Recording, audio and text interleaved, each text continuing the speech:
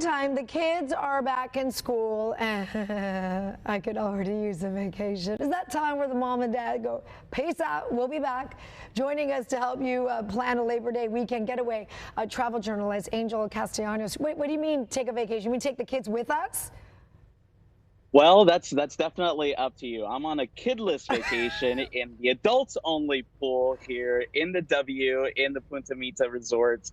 And yeah, it's definitely that time of year where we all need to get away, even if you have, because all the statistics say that about 60% of Americans are going to take a minication still this year, even though they've already traveled. They did, and I think there are some studies that we've had on here that people don't even use their vacation, and you should use it. So, Angel, take us through. Labor Day is right around the corner. Where can we go that's close, but it feels far away? Yeah, you know, where I am is about 2 hours south of where you are, and it's a completely different world. I'm on the Pacific side of Mexico, and of course, Hurricane Hillary touched down, but it touched down a little bit further north, as you know, here in the Punta de Mita area, Puerto Vallarta area. It's a great little getaway. A lot of the resorts have been redone, like the W, which you see now.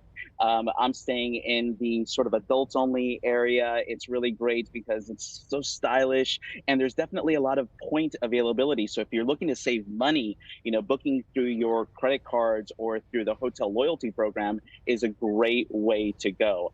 And, you know, I enjoy the barbecue. I had lunch right there actually Oh, on Monday, and they have a nice oh. old school Chevy truck.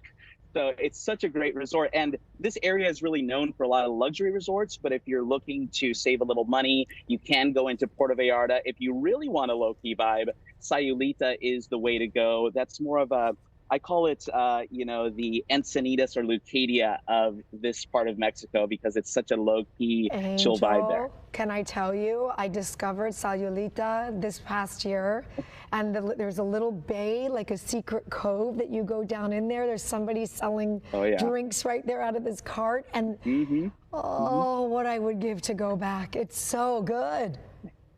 it is. It's fantastic. And that's the nice thing about home basing at a resort like this. You can take little day trips Hmm. and enjoy some privacy. I have a plunge pool in one of the new suites here at the W. So I'm trying to live it up as much as I can. Okay, take us to another place. Where else are we going to go? Give us some more options.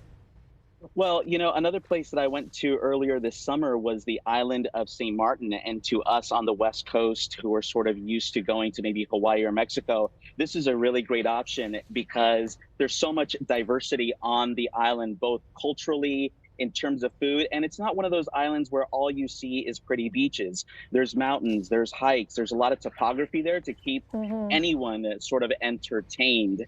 And the deals for four-star hotels at the moment for the first and second week of September are incredible, about $100 to $150 in my really quick Google search Oh, for look at for that this fish. program. Yeah, Oh, so I went to oh. this beach club, the really swanky beach clubs, but again, it's a very unique island in the sense that it is two countries on one island. You have the Dutch side and the French side. Here, you're still seeing a little bit of the Dutch side, and it's just a great island to discover, and But, it'll give yeah. you bragging rights too. It just takes a second to get there, though. That's the one thing that I just don't know if I want to be on a flight that long with Yeah, kids. well, exactly. And that's the thing that we struggle with on the West Coast. You're always going to have to either make a layover in Dallas or Yeah. Atlanta or Miami. I can do that alone, like with my husband, my friends. But if I'm going to go with the kids, I would much rather stay right here in California, put them in a car. They could care less if they're on a plane or not. We can just go to like what? Like Santa Barbara? Yeah, exactly. I mean, we're lucky that we have an embarrassment of riches here in our state. You know, we have mountains, deserts, oceans, but just a short drive through California, you have the one of the greatest cities in the state that has such a rich California heritage, especially if you're looking for a variety activity for kids. There's lots of outdoor pursuits, and if you love wine, I mean, this is one of the best wine regions in the whole state because you can actually taste wine in town, or you can go out into the country and tour different vineyards. And of course, we can't forget about the missions that we all grew up learning about, you know, in the fourth grade. So it's just, I love Santa Barbara, but it's much more than just a city. It's the whole county. Like you can go to sweet little Solvang, which Yeah. is this Danish little enclave in Santa Barbara County. So they cool. have the best Danish.